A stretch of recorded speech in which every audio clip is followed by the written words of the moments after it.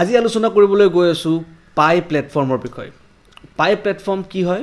পেটিএমৰ আন এটা নতুন নাম।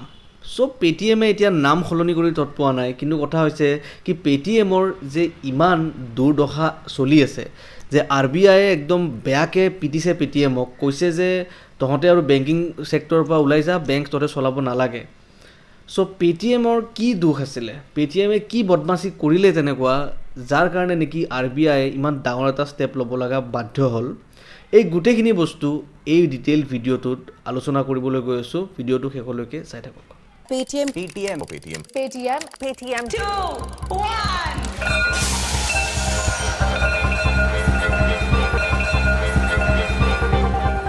চ' ভিডিঅ'টো ষ্টাৰ্ট কৰিবলৈ গৈ আছোঁ এইখিনি কথা দি কি পেটিএমৰ ওপৰত কি কি ৰেষ্ট্ৰিকশ্যনছ লগাইছে RBI।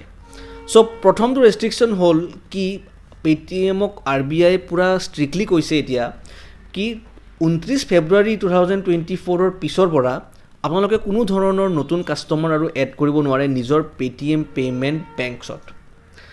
যিখিনি আপোনাৰ পুৰণা কাষ্টমাৰ আছে ইহঁতৰ যিখিনি পইচা থাকিব সেইখিনি আপোনালোকে ৰাখি থ'ব দিয়ক আৰু সেইখিনি খৰচা কৰি থাকিব দিয়ক, কিন্তু নতুন কাষ্টমাৰ আৰু আপুনি এড কৰিব নোৱাৰিব আৰু পেটিএম পে'মেণ্ট বেংকটো আপুনি কমপ্লিটলি বন্ধ কৰিব লাগিব।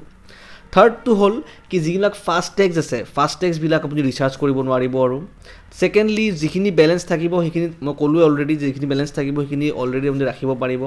পেটিএমৰ UPI চলি থাকিব, কিন্তু প্ৰভাইডেড আপোনাৰ কিবা থাৰ্ড পাৰ্টি বেংক আপোনাৰ লিংক আছে, বেলেগ বেংকৰ থ্ৰুদিহে আপুনি পেটিএমৰ UPIটো ইউজ কৰিব পাৰিব।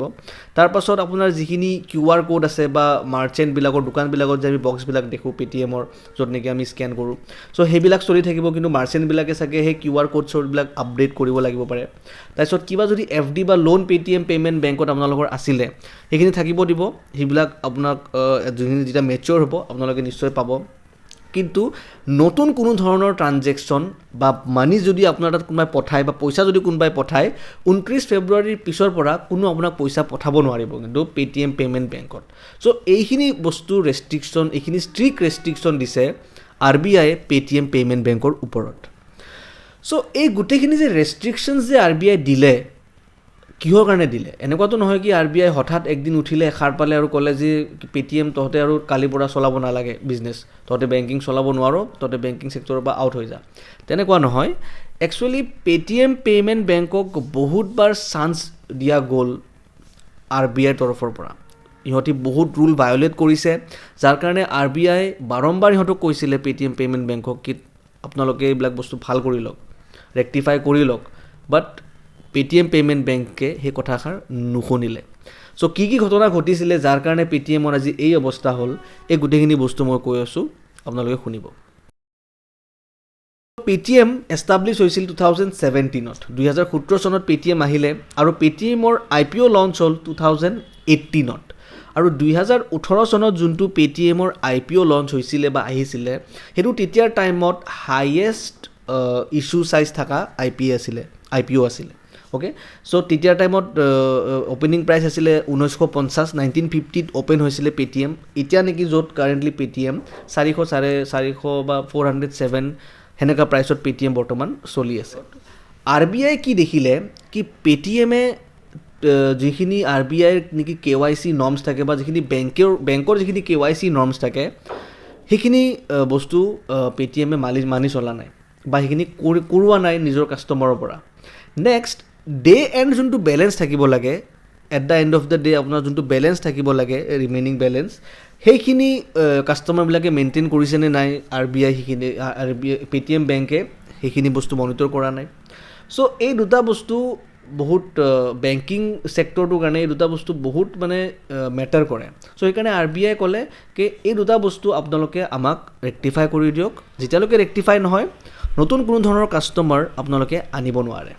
চ' পেটিএমক ষ্ট্ৰিক্টলি ক'লে, য'ত নেকি পেটিএমে ৰিপ্লাই কৰি ক'লে কি ঠিক আছে আপুনি যি কথা কৈছে আমি এইবিলাক বস্তু ছল্ভ কৰি দিম, আমাক খালি একো ধৰণৰ ফাইন ইম্প'জ নকৰিব বা আমাৰ যিখিনি কাষ্টমাৰ আহিব লগা আছে সেইখিনি আহিব দিয়ক, একো ধৰণৰ মানে কাষ্টমাৰ ব্লক নকৰিব। চ' পেটিএমৰ কথাখিনি শুনি RBI ক'লে ঠিক আছে মই মানিছোঁ আপোনালোকৰ কথা, কিন্তু আপোনালোকে এই যোনটো KYC নৰ্মছটো আৰু ডে এণ্ড বেলেঞ্চ মেইনটেইনিং যোনটো নৰ্মছ আছে সেইখিনি আপোনালোকে খালি ফুলফিল কৰি দিব।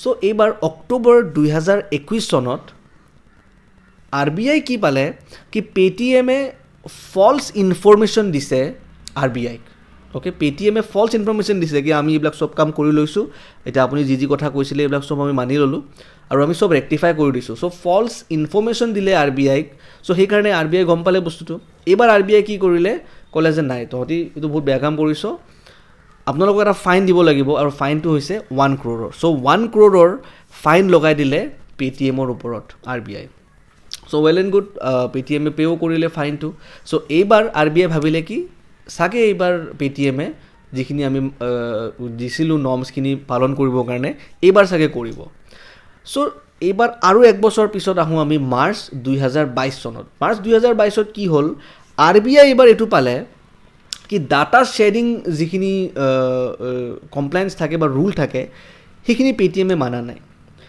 মানি লণ্ড্ৰিঙৰ যিখিনি কমপ্লায়েন্স থাকে সেইটো পেটিএমে ফ'ল' কৰা নাই চ' এই দুটা বস্তু আৰু এড হ'ল সেই KYC আৰু সেই বেলেঞ্চ মেইনটেইন নকৰা বস্তুটোৰ লগত চ' এইবাৰ কি কৰিলে RBI ক'লে কি এইবাৰ আপোনালোকৰ ওপৰত ছুপাৰভাইজৰী ৰেষ্ট্ৰিকশ্যন লগাইছোঁ আৰু এতিয়া কিন্তু আপোনালোকে এতিয়াৰ পৰা নতুন কাষ্টমাৰ আৰু বৰ্ড কৰিব নোৱাৰিব এনেকুৱা কৈ দিলে চ' আকৌ পেটিএমে কি কৰিলে তাৰে ৰিপ্লাইত ইহঁতি পেটিএমে ভাবিলে কি ঠিক আছে আমি আকৌ এবাৰ চাম বস্তুখিনি আমি কৰি দিম চ' ফল্ছ কমপ্লায়েন্স আকৌ দিলে চ' RBI 2023 অক্টোবৰত আৰু এক বছৰ পিছত যেতিয়া নতুন এটা অডিট ফাইল কৰিলে এইবাৰ ইহঁতি কি পালে RBIয়ে যে পেটিএমে কোনো ধৰণৰ যিখিনি একশ্যন ল'ব লগা আছিলে বা কথা আছিলে আজিলৈকে যিমান ভুল কৰিছে পেটিএমে এতিয়ালৈকে এটা বস্তু ৰেক্টিফাই কৰা নাই একো একশ্যন লোৱা নাই চাইবাৰ ছিকিউৰিটিৰ ভায়লেশ্যন হৈ আছিলে তাৰপিছত ট্ৰানজেকশ্যন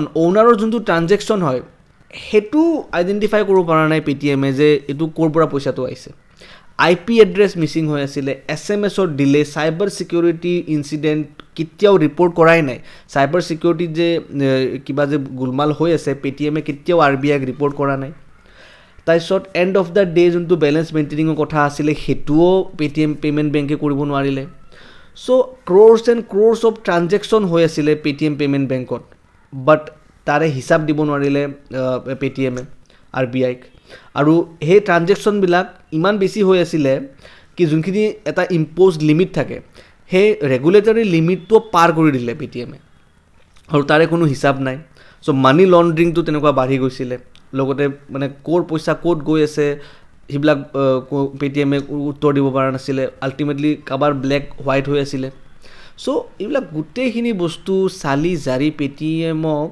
RBI ক'লে 2023 চনৰ অক্টোবৰত কি এতিয়া আৰু বহুত হৈ গ'ল এতিয়া আপোনালোকৰ ওপৰত ফাইন লগাম আৰু ফাইন লগালে 5.39 crore চ' যেতিয়া ইমান ডাঙৰ এটা ফাইন লগোৱা গ'ল অলৰেডি পেটিএম লঞ্চ হোৱা 2017তে লঞ্চ হৈছিলে 18ত IPO আহিলে চ' 4 বছৰ হৈ গ'ল 5 বছৰ হৈ গ'ল অ'কে চ' পেটিএমে বা কোনোবা যদি বেলেগ যদি কোনোবা বিজনেছমেন হ'ল হয় বা বিজনেছ গ্ৰুপ হ'ল হয় এইটো বস্তু কিন্তু বহুত চিৰিয়াছলি ল'লে হয় কাৰণ ভাই বেংক হয় বেংকটো কোনো মানে সৰু সুৰা এণ্টিটি নহয় এটা মানুহৰ পইচা জমা থাকে ইম'শ্যন জমা থাকে হয় কি নাই চ' সেইকাৰণে RBIয়েও এই নিয়মখিনি ভংগ হ'ব ইমান ইজিলি নিদিয়ে আৰু ইয়াৰে লগতে যিখিনি মই ক'লোঁ এতিয়ালৈকে আৰু বহুতখিনি ৰুল ইহঁতি ভায়লেট কৰিছে যেনেকুৱাকৈ আৰু কিছুমান আছে যেনেকুৱাকৈ এটা পেনৰ লগত 1000টা একাউণ্ট লিংক কৰি থ'লে এটা পেনৰ লগত দেখিছে 1000টা একাউণ্ট লিংক আছে আৰু সেনেকুৱাকৈ আৰু সেনেকুৱা মানে কাষ্টমাৰে সেনেকুৱা 100টা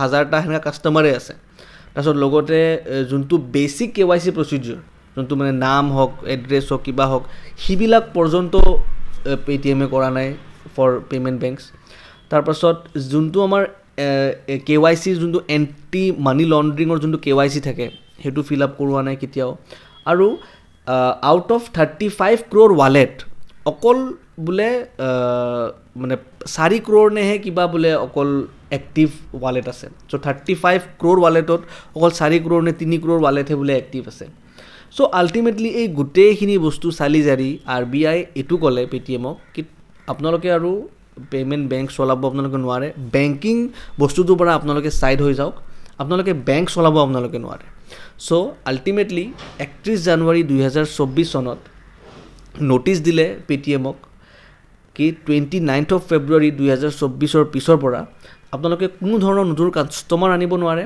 আৰু পে'মেণ্ট বেংকটো আপোনালোকে বন্ধ কৰিব লাগিব টোটেলি। চ' আপোনালোকে কি ভাবিছে যে এই যিখিনি বস্তু ঘটিলে, যিখিনি মানে পেটিএমে যে কৰিলে, পেটিএম সঁচাই গিল্টি নে সঁচাকৈ পেটিএম দোষী নে যিখিনি কাম পেটিএমে কৰিলে আৰু যিখিনি পেটিএমে এতিয়া ৰেষ্ট্ৰিকশ্যন পাইছে সেইটো ভেলিড নে আপোনালোকে জনাব। লগতে এইটোও মই ভাবি আছোঁ বৰ্তমান কি বিজয় শেখৰ শৰ্মা যোনজন নেকি ফাউণ্ডাৰ আছিলে পেটিএমৰ, চ' তেওঁ বা তেওঁৰ টীম, তেওঁ বাৰু যি নহওক বাট তেওঁৰ টীম যোনটো আছিলে, তো টীমেও একবাৰ ভাবা নাই নে কি এইবিলাক বস্তু যে আমি কৰি আছোঁ আমি ভাল কৰা নাই, এইবিলাক কাষ্টমাৰৰ মানে বেয়া হ'ব পাৰে ফিউচাৰত, আমি এইবিলাক কোনো ভাবা নাছিলে নেকি? মই এতিয়া এইটো ভাবি আছোঁ বৰ্তমান। তাৰপিছত থাৰ্ডলি আৰু এটা নতুনকৈ কথা এটা আহিছিলে কি জিঅ' ফাইনেন্সিয়েল ছাৰ্ভিচ বা HDFC বেংকে একুৱায়াৰ কৰিব নেকি পেটিএম বেংকক। চ' এইবিলাক গোটেইখিনি স্পেকুলেশ্যন বৰ্তমান মাৰ্কেটত চলি আছে পেটিএম বেংকক লৈ কেনে। আপোনাৰ কি মতামত আপুনি কমেণ্টত দিবলৈ নাপাহৰিব আৰু আগলৈকেও তেনেকুৱা ইণ্টাৰেষ্টিং ভিডিঅ'ছ চাই থাকিব নাপাহৰিব। And do share and subscribe to the channel.